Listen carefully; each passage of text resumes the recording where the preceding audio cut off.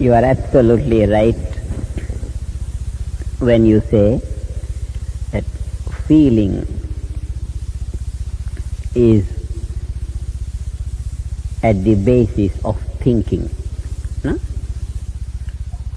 Feeling is certainly much finer than the level of the mind. Again, I am reminded of some Vedic hymns.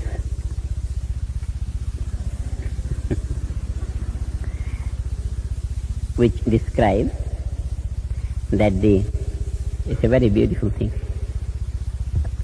And describe, and that all this teaching we verify on the basis of our everyday life. It's so simple, yet so beautiful and so elevating, and because it's just the truth of existence. They say all that the senses perceive around, all that is based on the senses on the mind on the emotions, or say feeling, or whatever we call it, heart, or whatever. Hridi is the word in Sanskrit. Now, that feeling on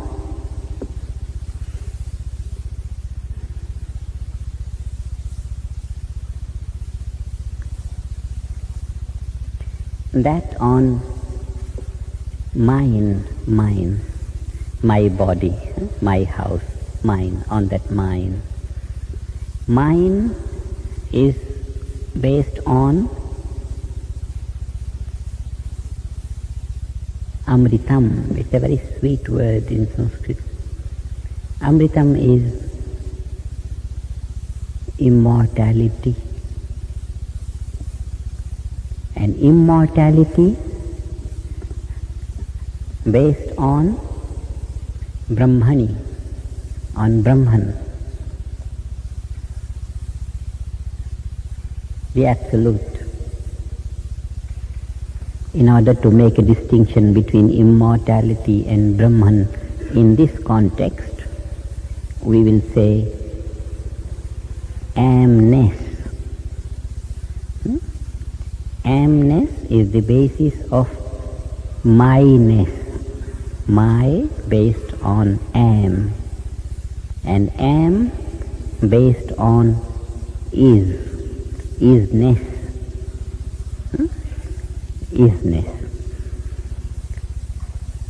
Isness is universal existence. Myness is individual existence.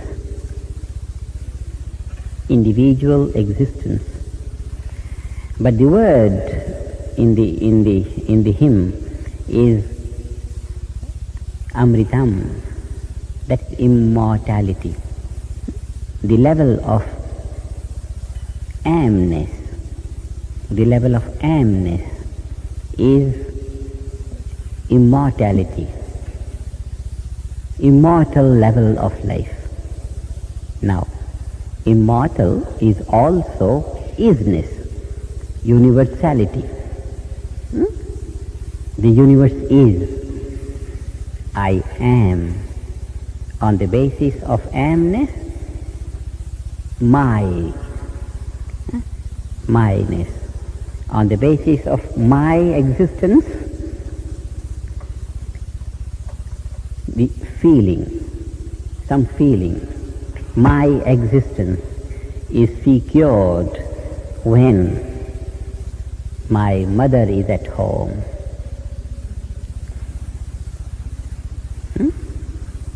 This is what a child feels. Mother is at home and he just doesn't bother for anything.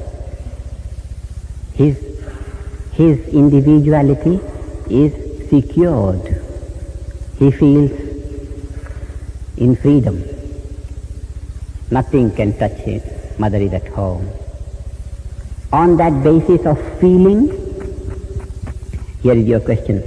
On that basis of feeling is all the display of creative intelligence of the child.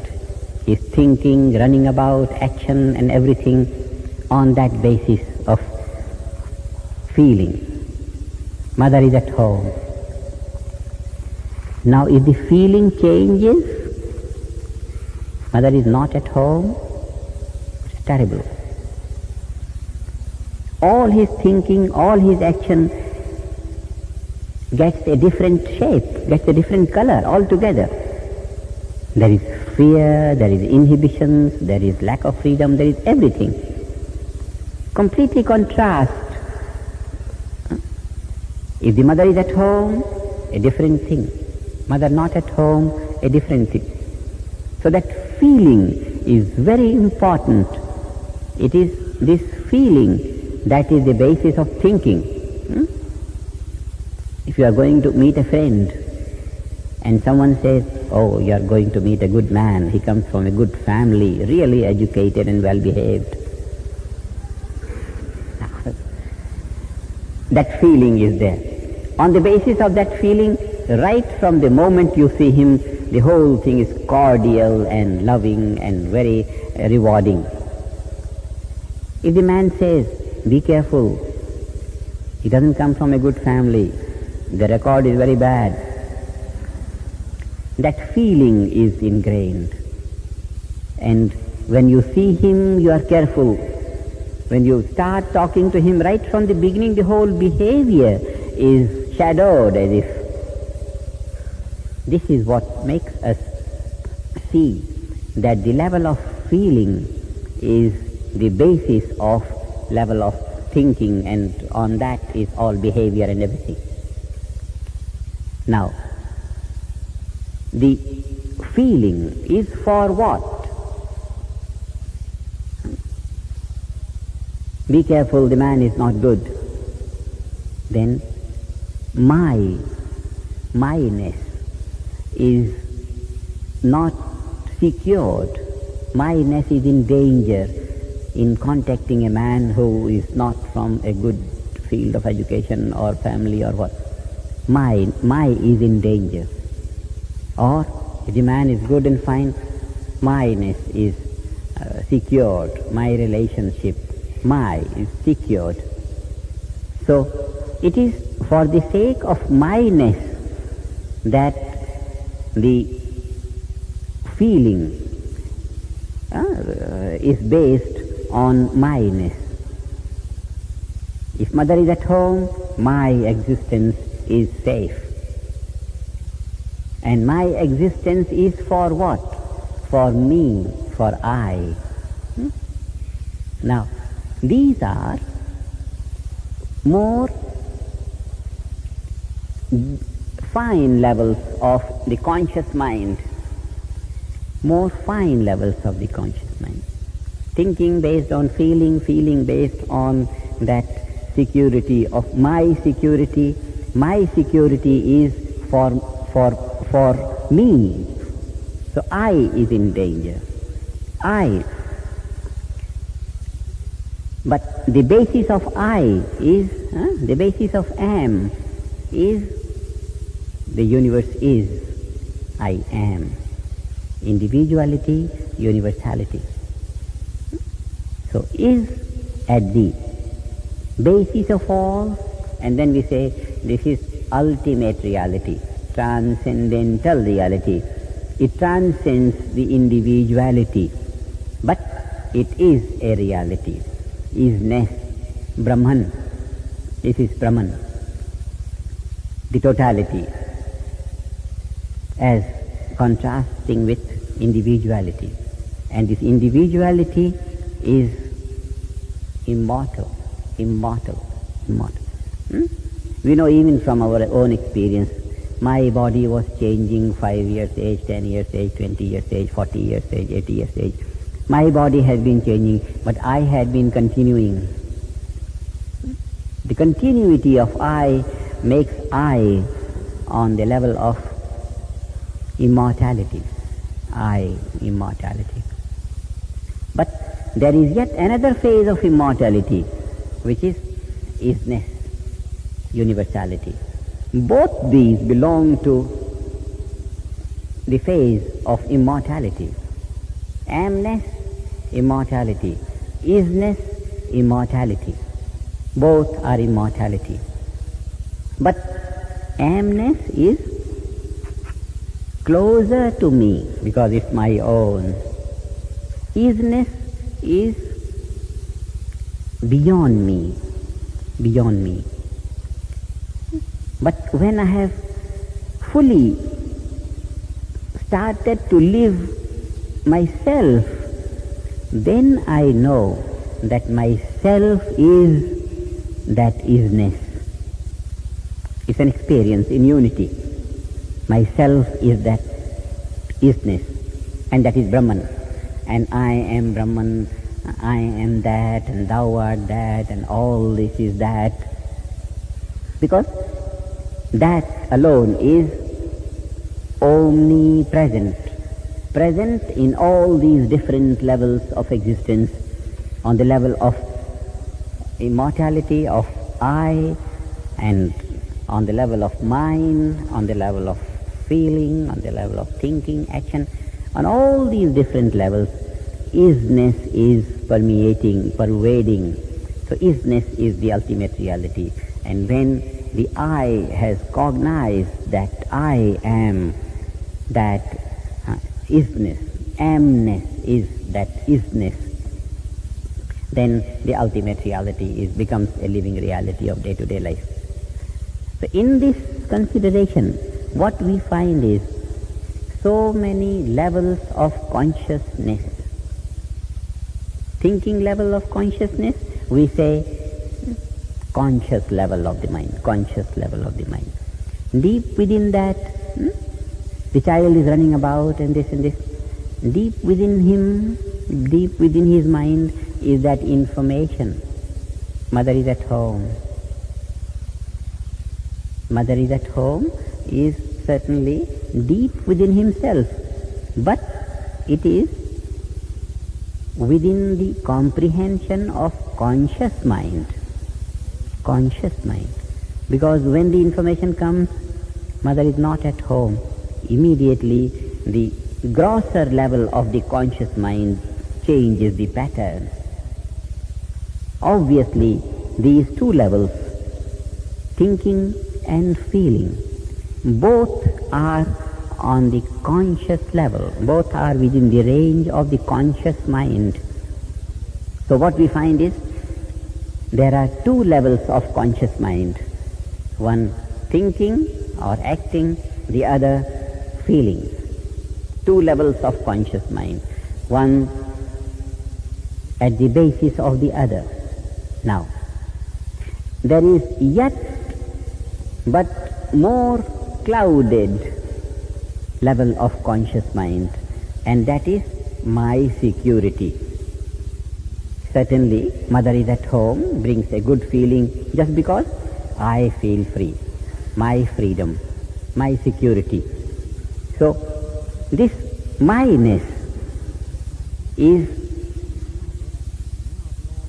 within the conscious mind, but this myness is not so obvious as this feeling mother is at home. This feeling mother is at home is not so obvious as thinking and action on the surface of the mind. So we have very surface level of the conscious mind in thinking and action, deeper level of the conscious mind, more refined level of the conscious mind, or we say less active level of the conscious mind in that mother at home. Finer than that, less active level, even lesser active level of the conscious mind is my security. And my security is for me, I. But that I is still more refined on the conscious level. It is true, when we analyze this, logically we find, oh yes, if I am in danger, then mind is in danger, then feeling is in danger, and then thinking is different. But obviously, no one remembers me or anything, I. What one remembers is the flower, this. But the I is in this analysis certainly hidden deep within the activity of the conscious mind. Still one more level of isness, which is still more shadowed or clouded or unclear, but there is that level of isness. My individuality on the basis of universal existence, all life in the cosmos, on that basis of all life, my life. So, when we analyze like that, we find one layer of life underneath the other, but commonly acting in the world, we have these 2, 3, 4 levels more widely open to our conscious mind. Thinking and feeling and myness. And certainly myness is on the basis of amness. Amness is certainly on the basis of isness. So these are the different levels of the conscious mind. Some more vivid, some more dormant. In this analysis, we have all the levels of consciousness. Transcendental meditation takes our awareness from the grossest level of thinking through all these various levels of feeling and myness and I-ness, and it comes to isness, and there it stops. And stopping there, coming out, it brings out the value of this isness into all these feelings of myness and amness and myness and feeling and thinking. So those dormant values of the conscious mind come to our conscious attention, and this is what we call integration, process of integration of life. The deeper, more dormant, more hidden values of the mind come to support more vividly all the values of the active mind on the surface of the conscious mind. And this is what we say unfoldment of the inner potential. The thing is there. These finer values of the mind are one within the other, one within the other. And seeing in this fashion, we see the whole philosophy of life on the basis of the analysis of our everyday experience. Everyday experience. Thinking mind having as its basis the feeling, and feeling having as its basis the myness, and myness having its basis in the I, and I having its basis in the isness, the totality of the universal life. Only as long as we are not aware of this immortal value of life, so long we are being tossed about by only these changing values of the surface of conscious mind, and not being consciously aware of the immortality, even though it is there underneath, but not being consciously aware of the immortal phase of life. We are just a football in the hands of what we call destiny. Something which we have done some time before, the thought comes and we are tossed about and fall here and kicked from here, and then we are here, and kicked from here, we are there, and we are there. The whole life is just a football at the feet of at the kicks of all our own doings, like that. And the moment we open our awareness, the moment the thinking mind, the active mind, reaches consciously this level of immortality, myness, isness, there is that fullness of life. And this fullness of life comes to be lived in the field of activity. And this is integration of life. Integration means putting together, bringing one and one as two together. This value of transcendental meditation is to reveal all the areas of life which we are already living, only we are not aware of them all. We are not aware of them all, and that is why this ignorance of the more precious, more abundant, more affluent value of life makes us miserable. This ignorance of that. So, in order to be knowledgeable about everything, we take our mind from gross thinking level to the subtle thinking level. The gross activity of the mind starts to become less and less and less and less and less and less and less and less, comes to that standstill, which is the value of isness. And in this, all the levels of the mind have been comprehended by the conscious mind.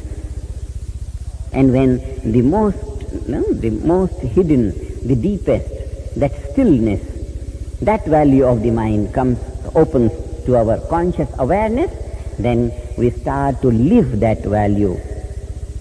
And when we start to live that value, it is the value of immortality, infinity, abundance of life, unboundedness.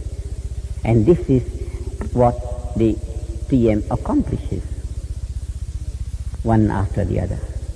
In this analysis, we see how clearly the whole philosophy of life opens to our knowledge in such a simple manner, only by giving the activity of the conscious mind, the gross activity of the conscious mind, the value of those subtle impulses at which are these different levels of feeling and my and am and isness. And we want that isness, that unboundedness, to become an all-time feature of the thinking mind, so that eternal freedom, infinite affluence, all abundance, that becomes a spontaneous living reality to us. And for that, we keep on opening our awareness to that and to this and to that and to this, and thereby we are making the mind conversant with that silent value of the conscious mind. The silent value of the conscious mind is certainly within the active value of the conscious mind. The ability to be silent is contained in the ability to be active. The active mind has within it the ability of the silence. The ability is there, only one has not comprehended that, one has not realized that, one has not experienced that. And once one has experienced that, it becomes possible that the silence is not lost even when we are active. When we are active and when we are silent, then we say life is integrated. Then we say life is balanced. Balance between activity and silence. Eternal activity. Eternally the change could go on, but the immortality will continue to be lived. This is the reason why we want, for our safety, we want that isness, that unboundedness, infinity, should be open to our awareness. And for that we meditate.